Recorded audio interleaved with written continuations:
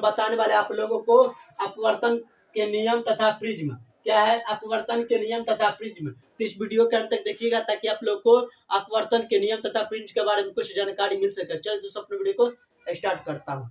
सबसे पहले यहाँ पर जान लीजिए अपवर्तन के नियम क्या है। तो अपवर्तन के नियम के बारे में दो नियम बात बताए गए हैं जो कि हम आप लोगों को चित्र के माध्यम से बताएंगे। पहला नियम बताते हैं कि यहाँ पर देखिए आपतित किरण क्या है, आपतित किरण, परावर्तित किरण, आपतन बिंदु, ये वाला आपतित किरण क्या हो जाता है यहाँ पर SO, आपतित किरण, परावर्तित किरण क्या होता है TO। यहाँ पर आपतित किरण SO, उसके बाद TO होता है परावर्तित किरण। क्या होता है परावर्तित किरण, उसके बाद आपतन बिंदु O, आपतन बिंदु O तथा ये अभिलंब जो दिखाता है UV। ये क्या है UV, UV क्या है UV, ये समतल सतह के एक ही सतह में होता है, मतलब ये चारों को चारों अपवर्तित कर हाँ आपतित किरण, अपवर्तित किरण, आपतन बिंदु तथा विलंब ये समतल सतह के एक ही सतह में होता है। और साथ ही साथ दूसरा जो नियम बताते हैं कि आप दूसरा, पहला ये नियम हो गया। दूसरा नियम होता है आपतन कोण, ये वाला जो कोण देख रहे हैं आपतन कोण का जया साइन आई, आपतन कोण का जया साइन आई, आपतन कोण का जया साइन आई तथा आपतन कोण अपवर्तन कोण का, अपवर्तन कोण का जया साइन आर, आपतन कोण का जया साइन आई और अपवर्तन कोण का जया साइन आर का अनुपात, क्या अनुपात को नियतांक कहते हैं। क्या कहते हैं नियतांक कहते हैं, जिसे स्नेल का भी नियम कहा जाता है। अर्थात ये जो नियम दिया गया अपवर्तन के नियम को स्नेल का नियम कहा जाता है। एक बार और पुनः सुन लीजिए। यह जो है आपतित किरण, ये आपतित किरण, उसके बाद अपवर्तित किरण, आपतन बिंदु तथा विलंब ये समतल सतह की एक ही सतह में होता है, एक ही तल में होता है। साथ ही साथ दूसरा जो नियम बताते हैं वो आपतन कोण के, आपतन कोण का जया साइन, आपतन कोण का जया साइन आई और अपवर्तन कोण के जया साइन आर का अनुपात बराबर नियतांक कहलाता है, जो स्नेल का नियम जो बताए जाते हैं। उसके बाद दूसरा बताए, ये जो नियतांक है वो नियतांक निरपेक्ष अपवर्तनांक के बराबर होता है। क्या होता है निरपेक्ष नियतांक जो होता है वह निरपेक्ष अपवर्तनांक के बराबर होता है। यहाँ पर देख सकते हैं वह बराबर होता है। यहाँ पर बराबर का निशान भी दे दिया क्योंकि जगह यहाँ पर कम इसलिए देगा। ये बड़ा साइन बराबर साइन आई बट्टा साइन आर नियतांक हो जाता है, वो इसके बराबर हो जाता है। किसके बराबर होता है इसके बराबर, निरपेक्ष अपवर्तनांक के बराबर होता है, जो कि ये वाला सिस्टम यहाँ पर हम उतार दिए गए हैं। यहाँ पर आप देख सकते हैं साइन आई बराबर साइन आर बराबर N21 बराबर N2 बट्टा N1 या इसको हम लिख सकते हैं ये इस रूप को इस रूप में ढाल दिए हैं। उसके बाद ये वाला पॉइंट और ये वाला पॉइंट को इस दोनों पर एक जगह में रख दिया गया। साइन आई बट्टा साइन आर को हम N2 बट्टा N1 के बराबर यहाँ कर दिए गए। यदि गुना कीजिएगा, दोनों को गुना कीजिएगा तो इस रूप में आप लोग को मिल जाएगा, इस रूप में मिल जाएगी, जिसे हम सममित रूप कहते हैं। स्नेल का नियम जो है स्नेल नियम के सममित रूप इसे कहते हैं। इस रूप को जो देख रहे हैं स्नेल के नियम का सममित रूप इसे कहते हैं। किसको N1 साइन आई बराबर N2 साइन आर, इसे सममित रूप कहते हैं। उसके बाद ये N बट्टा N2 जो होता है ये N2 बट्टा N1 जो होता है इसे आपेक्षिक अपवर्तनांक भी कहते हैं, इसे आपेक्षिक अपवर्तनांक भी कहते हैं। चलिए अब हम देखते हैं प्रिज्म। प्रिज्म किसे कहते हैं, प्रिज्म के बारे में जो दिखाते हैं मैं आप लोग को चित्र के ही माध्यम से बताता हूँ। प्रिज्म क्या होता है, प्रिज्म का कोण क्या होता है। तो प्रिज्म का कोण जो होता है वो झुका हुआ यानी कि किसी बिंदु पर झुका हुआ कोण जो होता है, किसी बिंदु पर झुका हुआ कोण जिसमें दो पलकों या दो अपवर्तक पृष्ठों के द्वारा बनाए जाते हैं।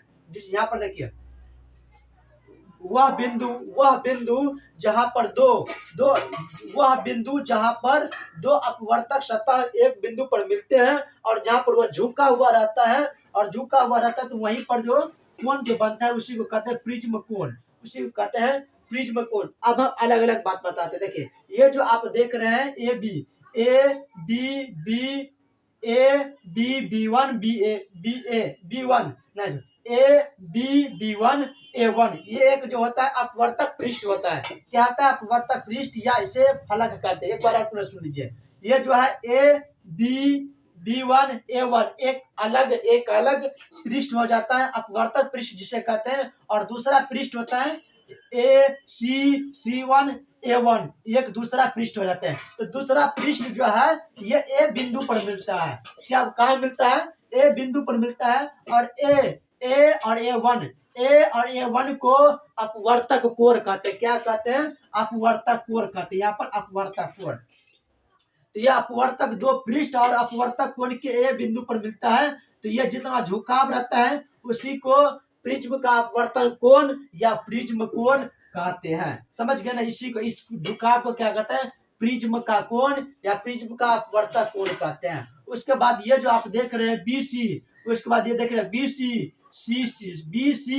C1, A1 C1, A1 B1 B1, ये सब आधार हो जाते हैं। क्या होता है? ये सब आधार हो जाते हैं। इसमें यहाँ पर देख लीजिए BC, देख लीजिए BC C1 C1 A1, उसके बाद A1 B1, ये जो चारों बगल जो है इसमें B1 और B दिख रहे हैं, ये सब क्या है? चारों के चारों ये सब आधार है। क्या है? ये आधार है, ये आधार, ये सब क्या है? आधार है। समझ गए ना? उसके बाद ये जो होता है परावर्तक सतह होता है जिसमें प्रकाश की किरणें एंट्री करता है। किस प्रकार करता है मैं आप लोगों को एक एक करके समझाता हूँ।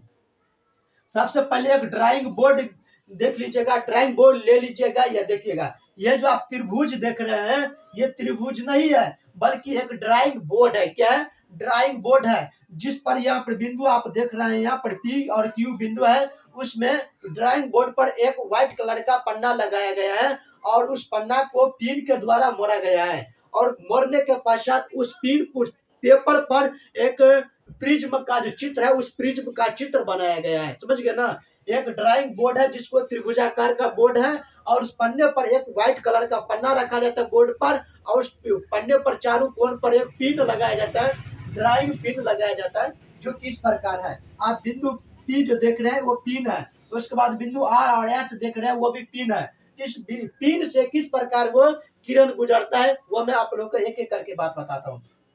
देखिए, ये जो पिन है इस पिन से ये किरण गुजरता है। कहाँ? इस किरण गुजरता है PQ से किरण AB रेखा खंड के AB रेखा के या AB भुजा के E बिंदु पर मिलता है। समझ गए ना? PQ जो है PQ से किरण गुजरता है और AB के जो E बिंदु पर मिलन होता है। साथ ही साथ इसको आगे की तरफ बढ़ाया गया है। एक हो गया नंबर 2। दूसरा होता है एक RH, फिर इधर से भी एक किरण गुजरता है। उस गुजरने के पश्चात F बिंदु पर मिलता है। क्या है? F बिंदु पर मिलता है। क्या है? ये F बिंदु पर मिलता है। F बिंदु पर मिलने के पश्चात इसे P की तरफ, इसे P पीछे की तरफ, और ध्यान रखिए इसे PQ को आगे की तरफ बढ़ाया गया है और इसे RH को पीछे की तरफ बढ़ाया गया तो वह D बिंदु पर मिल जाता है। इसको आगे की तरफ बढ़ाया गया और इसे पीछे की तरफ बढ़ाया गया है तो ये D बिंदु पर मिलता है। और D बिंदु पर मिलने के पश्चात यहाँ पर एक छोटा सा कोण बनते हैं जिसको हम विचलन कोण कहते हैं। क्या कहते हैं? विचलन कोण कहते हैं। उसके बाद देखिए ये जो आपतित किरण है, ये जो आपतित किरण है, ये आपतित किरण परिआपित होने के पश्चात ये EO जो है ये क्या है? अभिलंब है। ये जो है NEO ये अभिलंब है जिसमें छोटा सा समझ लीजिए EO अभिलंब है जो कि ये बाहर क्या रहता है? विरल माध्यम से जैसे वह सघन माध्यम में जाता है तो वह क्या उसके क्या कहते हैं? अभिलंब की तरफ मुड़ जाता है। क्या? अभिलंब की तरफ मुड़ जाता है।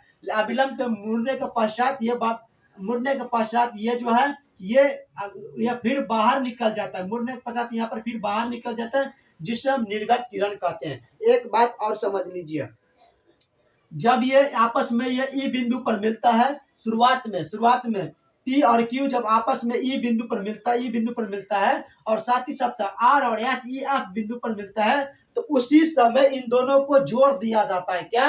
एक दूसरे को कनेक्शन किया जाता है, दोनों को जोड़ दिया जाता है जिसके कारण एक ये किरण निकल जाता है, यानी कि इसका निकलने की रास्ता बन जाता है। ये जो है ये अपवर्तित किरण हो जाता है। E जो है यहाँ पर E जो है ये वाला जो दिख रहा है E और F जो है एक अपवर्तित किरण हो जाते हैं और उसके बाद ये F बिंदु से बाहर निकल जाता है जिससे निर्गत किरण कहा जाता है। क्या कहते हैं?